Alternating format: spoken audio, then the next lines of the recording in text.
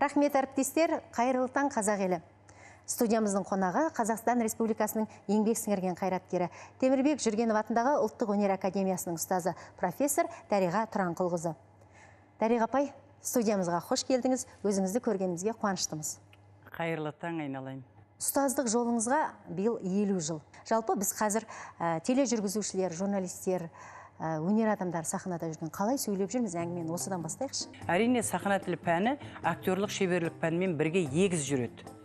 Ол актерлік шеберлік ойнап жатқан кезіңде сен қандай ойынды ойнағанменен, қаншама рөлдің маңызына, астарына үңілдім дегенімен, егер сонымен бірге тіл өзі туып, өзі қосарланып, бірге егіз болып шығып отырмаса, актер өзінің актер ретінде толыққанды дамыдым деп айта алмайды. Біз теледидарды, радио хабарды, радио студиясын шет қалдырған жоқпыз.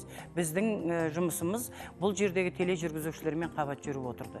Яғни біздерге келіп, сіздердің журналистер сабақ алып отырды, дәріс алып отырды, бағыт-бағдар алып отырды. Бірақ өкінішке орай, ол кездерде сахна тілі мұғалімдері біздерде өте аз болдық. Енді қазір ғана осы көбейіп, 20-дан енді ғана асып жатырмыз осы өнер академиясында. Мынау журналистикадан келіп, тележүргізуші болған адамдарға сынымыз көбірек айтылып жатты. Мен енді өзім шамам келсе осы экраннан айтып жаттым, болмаса өзім мақалалар жазған кезде содан айтып отырдым. Тілдің өзінің жазылуы бар, айтылуы бар. Бұған неге мән бермейсіздер? Мысалға жазылды, айтылуында мүлдем басқа. Көкөніс, шекара, қайта, қаракөз меңді қыз. Осы тура ауызды бүріп алып тұрып, қазақтың бай тілін бүрістіріп тастап жататын жеріміз болады. Ал бұл үшін қазақтың өзінің морфологиясы бар, синтаксисі бар, оның өзінің үндестік заңдары бар, сингармонизм. Яғни оның бастауыш, баяндауыш, анықтауыш, тоқтауыш, пысықтауыш оқыдық қой мектепте. Сахна тілі, сырлы сөз, сахна сәні, көркем сөз оқу шеберлігі деген кітаптардың авторысыз. Жақында тағы бір туындыңыз жарық көрмек. Осы көрермендерді хабардар етіп отыратын сәт келген сияқты айтып отырыңызшы. Бұл енді жаным мынадан басталған нәрсе. Мен алдында осы 3 оқу құралдарын шығардым. Ол менің әлгі жазушылығымнан емес. Жалпы біздің мынау қазақ жастарының білім алу үшін, бұл тілдің өзінің, тіл өнерінің өзі үлкен мектеп екенін дәлелдеу үшін біздерге әрине оқу құралдары қажет болды. Сондықтан да амалдың жоғынан ешқандай құрал болмағандықтан енді сол өзімнің жинаған тәжірибемнен, мынау көршілес орыс дағы ұстаздарымның айтқан пікірлерімен отырып, жаңа кітаптарды мен шығардым. Сол кітаптардың барлығын жаңғыртып, толықтырып, 4 кітапты, мына соңғы сахна тілі деген оқулық кітабым бар, сонымен 4 кітапты осы су жаңа қылып, міне қазір шығарайын деп шығарып жатыр, білім баспасынан. Енді бұны мен енді осы 50 жылдық шығармашылық кешіме бір қорытынды жасамақшымын. Яғни халықтың алдында есеп бергім келеді. Өйткені жаңа айтып отырмыз сіздерге, қалай да болмасын тілдің жаңағы мәйегін тамызып, тілдің шеберлігіне, шешендігіне мән берген шәкірттерім қазір осы өнердің саласында үлкен ірі жұмыстар жасауда. Енді сол шәкірттерімнің барлығын жинап, 10-шы қазан күні біз сағат 10-да біздің Темірбек Жүргенов атындағы Қазақ ұлттық өнер академиясында біз ғылыми конференция өткіземіз. Бүткіл осы ғалым ағаларменен, ол актерлар болуы мүмкін міндетті емес.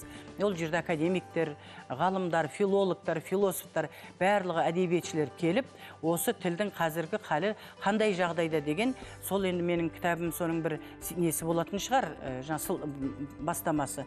Соның айналасында осы ғылыми үлкен бір мәселе қозғамақшымыз. Сонымен қатар сол күні кешкі сағат 5-те Ғабит Мүсірепов театрында енді сол өзімнен оқып кеткен шәкірттерім өздерінің осы қазіргі жағдайдағы тіл жағдайы қандай жағдайда екен, өздерінің монологтарынан, өздерінің әндерінен, жырларынан халықтың алдында тегін өздері төгілтіп отырып, тілдің кәдімгі сұлулығын тамызып отырып, концерттерін береді. Біраз жылдар бұрын Семейде Мұхан Төлебаев атындағы музыкалық училищеде курс қабылдап, Дариға деген жастар театрын ашқан едіңіз. Қазір сол өнер ұжымы қалай жұмыс істеп жатыр? Бұл енді бір өте дұрыс сұрақ болды. Біздерде жаңа айттым ғой, мен жазушылығымнан емес деп, сол жылдары мен шығармашылық отпускі жаңағы өзіме демалыс сұрап алып, сахна тілі деген ең алғашқы кітабымды, оқулығымды аяқтауға бітірдім. Сол кезде менің жолдасым Семейде, қызметі Семейде болды да, сол жерде Семейде барып жұмыс жасауға тура келді. Бірақ ол жердің әкімдігі барлығы мені өтініп, Мұқан Төлебаев атындағы колледжде сол жерде театр өнері деген бөлім ашып, сол жерде 2 выпуск жасадық. Сол жас балалардан құрап, біз ол жерде енді қарап келгеннен құрып отырмайық деп, бір жағынан кітабым, бір жағынан жаңа басшылардың өтінішіменен қазаққа бір енді көмегіңіз болсын қазақ тіліне дегесін, сол Дариға жастар театрын, әрине мен жалғыз емеспін, менің жанымда жаңа ұстаздар болды. Сонымен мынау депутаттардың көмегіменен, барлығыменен біз ол жерге Дариға жастар театрын құрдық. Ол театр еңбек етіп келе жатыр. Қазір толығымен жұмыста. Іштерінде кәдімгідей лауреат болғандары бар, режиссер болып жұмыс істеп жүргендері бар, директор болып жұмыс істегендері бар.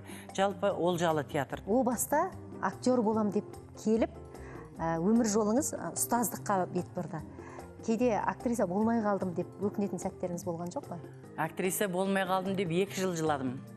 Әр спектакльге барып, актрисалар ол кезде дүркіреп тұрған Торғын Тасыбекова, жаңағы кім Мышбаева апайларымыз, енді бүткіл Фарида Шарипова, олардың бәрі дүркіреп тұр. Мына жақта төзде қаншама артистер тұр, олардың барлығына қарап, әрине арман ғой балам. Енді мен қазір күнде ол жерде актриса бір рөлін ойнап, бір 10 күн, бір ай, 2 ай демалып қалса, мен күнде таңертеңнен кешке дейін рөл ойнаймын ғой. Өйткені менің алдымда 25-26 шәкіртім отырады. Сол сахнаға баратұғын актерларға өзімнің мына жақтан кәдімгі әлгі бұлақтың көзіндей сусын беріп отырғанымды сезініп, қазір тынышталдым енді. Дариға апай, әңгімеңізге рахмет, уақыт бөліп біздің студиямызға келгеніңізге алғыс білдіреміз. Құрметті көрермен, Таңшолпан бағдарламасында қонақта болған Қазақстан Республикасының еңбек сіңірген қайраткері профессор Дариға Тұранқұлқызы. Ұлттық арнамен бірге болыңыздар.